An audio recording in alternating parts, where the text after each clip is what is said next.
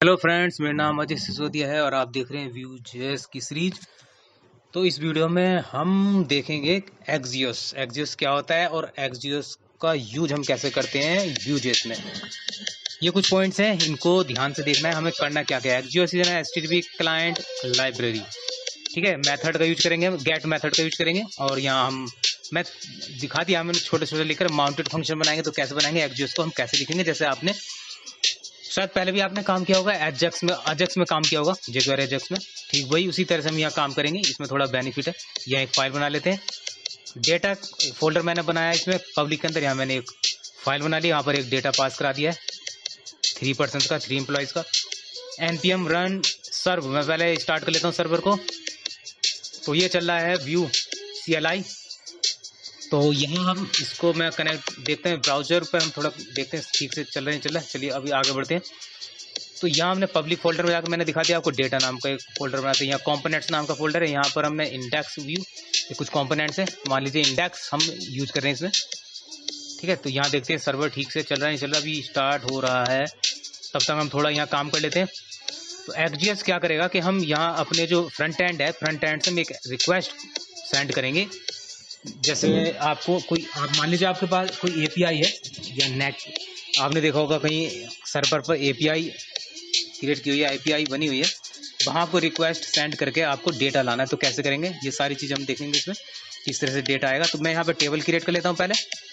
ठीक है, index dot view में टेबल बना लेता हूँ, क्योंकि मुझे जो डेटा लाना है, डेटा लाकर मैं इस वाले जो कंपोनेंट है यहाँ पर हम रेंडर करेंगे। तो यहाँ देखिए आपको यहाँ मिल जाएगा लिखा हुआ एक्सियोस। तो अगर नहीं है तो आप इंस्टॉल कर लीजिएगा एक्सियोस।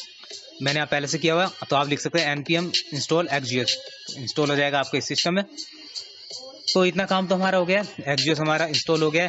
तो आप इस तरह लिख सकते हैं। ठीक है, कमांड प्रॉम्प्ट में अगर लिखेंगे आप npm इंस्टॉल एक्सियोस तो इंस्टॉल हो जाएगा। और पैकेज .json फाइल में आपको देखना जरूरी है, उसमें ये सेव लिखा हुआ है या नहीं। तो चलिए मैं यहाँ पर एक्सपोर्ट डिफॉल्ट कर लेता हूँ, और इसके अंदर में पहले एक स्क्रिप्ट टैग लगाया, उसके अंदर मैंने लिखा इंपोर्ट एक्सियोस को इंपोर्ट किया मैंने।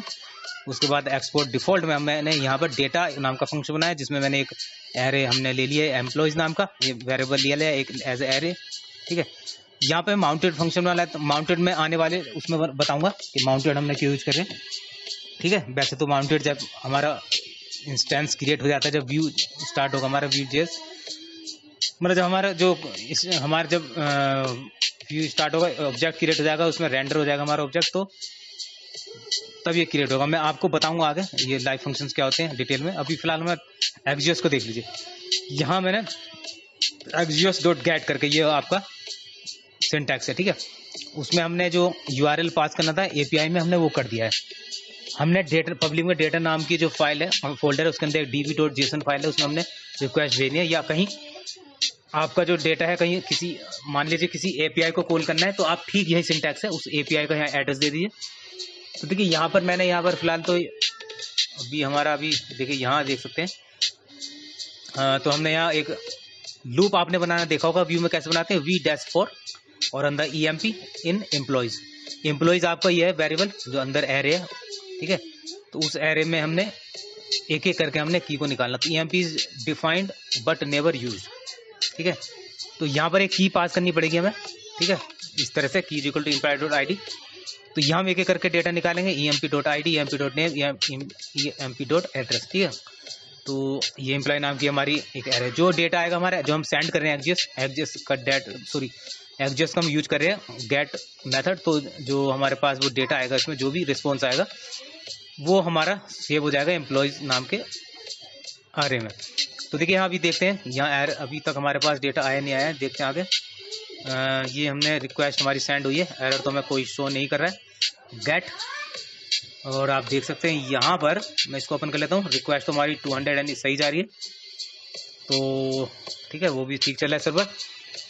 तो एक्सियोस क्या होता है कि कब अगर हमें किसी एपीआई के पास अगर कोई देखिए ये एड्रेस, ओके, ये मैं इसको चेंज करके देख लेता हूँ, शायद ये देख लेते हैं, ये जेसन।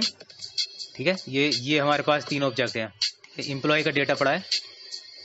तो देखते हैं डेटा क्यों नहीं आ रहा है। तो यहाँ पर मैं एक कम कर लेता हूँ, ओके, ये रहने देता हूँ मैं अभी, एम्प्लॉय आईडी और एम्प्लॉय नेम।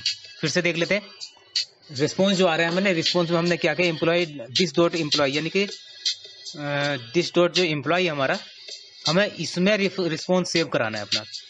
तो देखते हैं यहाँ पर मैंने इसे ऊपर कर लेता हूँ। ओके, देखिए यहाँ तक हमारा डेटा आ गया है, हमारी रिक्वेस्ट ठीक से सेंड हो रही है, गेट रिक्वेस्ट, और डेटा हमारे यहाँ से आ रहा है इस फाइल से, लेकिन पेज में हमारा नहीं आ रहा है। वो कैसे हम करेंगे, ठीक है, एम्प्लॉय नाम का एक डेटा हमारा पूरा आ गया। इसी तरह से हम यहाँ अपने जो फोल्डर के अंदर ही हमने फाइल रखी हुई है, लेकिन अगर आप बाहर एपीआई बनी है किसी सर्वर पर, तो आप इसी तरह से वहाँ रिक्वेस्ट सेंड करेंगे और वहाँ का उस एपीआई का से जो डेटा होगा आपका यहाँ आ जाएगा। तो ये होता है एक्सजेएक्स का काम। जैसे आपने एजाक्स में काम किया होगा, ठीक उसी तरह यहाँ कुछ और बेनिफिट है, आगे डिटेल बताएंगे जैसे जैसे चलेंगे। ठीक है, मैं यहाँ पर इसको लिख के देख लेता हूँ, इंटरपोलेशन कहते हैं इसे। देखिए यहाँ मैं इसको लिखूंगा तो देखिए डेटा यहाँ पर दिखाई दे रहा है, यहाँ भी नहीं आ रहा है, तो कुछ प्रॉब्लम है, यानी कि एम्प्लॉय हमारा शायद हो सकता है ब्लैंक आ रहा है। देखते हैं, वहां तक तो पहुंच रहा है हमारा, लेकिन यहाँ हम नहीं ला पा रहे हैं, कैसे करेंगे देखते हैं, फिर से देखते हैं, ट्राई करते हैं कहाँ प्रॉब्लम आ रही है हमारी। ये हमारा जो एम्प्लॉय हमने डेटा के अंदर एम्प्लॉय जो ले रहे हैं, यहाँ से रिटर्न क्यों नहीं हो रहा है। ओके, यहाँ समझ में आ गया, यहाँ यूजर्स हमने गलती से लिख दिया था, एम्प्लॉय लिखेंगे तो जो रिस्पॉन्स हमारा एजाक्स में जो देन रिस्पॉन्स आ रहा है, वो देखिए डेटा हमारा यहाँ पर शो हो गया है। तो जो हमारा रिस्पॉन्स आ रहा था हमारा, वो दिस डॉट एम्प्लॉय करके जो हम यूज कर रहे हैं, ये हमारा वो है जो डेटा के अंदर आपने एरे ली है, उसके इक्वल टू हमने लिख दिया रिस्पॉन्स डॉट डेटा। तो जो रिस्पॉन्स आया हमारा वहाँ सेव हो गया, और वहां से हमने उसको लूप के थ्रू हमने उस डेटा को एक्सेस कर लिया और हमने टेबल में डिस्प्ले करा दिया। तो ये तरीका है, ये एक छोटा सा बेसिक है, इसको आप ढंग से सीख लीजिएगा, क्योंकि एक्सजेएक्स आगे काम आने वाली। मैं आपको चाहे वो आपका उसमें हो, रिएक्ट में सीरीज बनाऊंगा तो वहाँ भी मैं यूज करूँगा, लारावेल यूज करेंगे तो वहाँ भी आप एक्सजेएक्स यूज करके देख सकते हैं। ठीक है, लारावेल 5 हो गया 7 हो गया 6 हो गया। तो देखिए मैं यहाँ क्या करता हूँ कि यहाँ पर थोड़ा सा ऐड कर देता हूँ डेटा में तीनों की जो यहाँ पर डेटा है, इसमें मैं तीनों एम्प्लॉयज का इसमें थोड़ा थोड़ा ऐड कर लेता हूँ। आई थिंक एक्सजेएक्स को आप समझ गए, एक्सजेएक्स जो रिक्वेस्ट है, यहाँ देखिए ये हमारे पास क्या हो रहा है, डेटा आ रहा है और हमारे पास बिना मतलब यहाँ जो डेटा आ रहा है और यहाँ पर हमारा रेंडर हो गया, कोई पेज रिफ्रेश नहीं हो रहा है, मतलब सिर्फ ये डेटा आ रहा है यहाँ पर सिंपल। ठीक है, अब देखिए यहाँ मैं ऐड कर लेते हैं एक्सजेएक्स, आप समझ गए। पहले हम मेथड यूज कर रहे हैं एक्सजेएक्स डॉट गेट पोस्ट, हम आगे सीरीज में करेंगे। फिर हमने उसमें पास कराया था एक जो एड्रेस है हमारा एपीआई का कह लीजिए, लेकिन हमारा एपीआई का एड्रेस पास करा सकते हैं जो बाहर आप किसी सर्वर से आप मांगना चाहते हैं अगर कोई इन्फॉर्मेशन। ठीक है, डेटाबेस से कुछ भी हम यहाँ पर जो पास कर रहे हैं वो हम ये दे रहे हैं। हमने पब्लिक फोल्डर में एक डेटा नाम का फोल्डर बनाया, डेटाबेस कह लीजिए, उसमें हमने db.json करके एक फाइल बनाई, उसमें हमने 3 एम्प्लॉय का डेटा रखा है। तो हम इसका मैंने एड्रेस दिया तो वो यहाँ से लेकर आ जाएगा डेटा। ठीक है, तो सिंपल वही है, बाहर अगर बाहर हो तो बाहर से आ जाएगा। तो ये सिंपल यूज है। रिस्पॉन्स आ गया, रिस्पॉन्स हमने सेव करा लिया, एक वेरिएबल है, और वेरिएबल से हमने एरे से हमने उसको लूप चलाकर हमने एक एक करके डेटा निकाले। ये आप देख सकते हैं पूरा डेटा, और ये देखिए आपने इस कंपोनेंट में हमारा डेटा आ गया। आप चाहे तो किसी भी कंपोनेंट पे इसी तरह से आप रेंडर कर सकते हैं, मतलब यहाँ हमारा कोई भी सिंगल पेज एप्लीकेशन इसे कहते हैं कि हमारा डेटा जो यहाँ पर आया और यहाँ रेंडर हो गया, आप पता भी नहीं चला, ना पेज रिफ्रेश हुआ। तो दोस्तों ये था एक्सजेएक्स, और आगे देखते रहिए। Thank you very much, have a nice day. फिर मिलते हैं नेक्स्ट वीडियो में, तब तक के लिए गुड बाय, बाय बाय।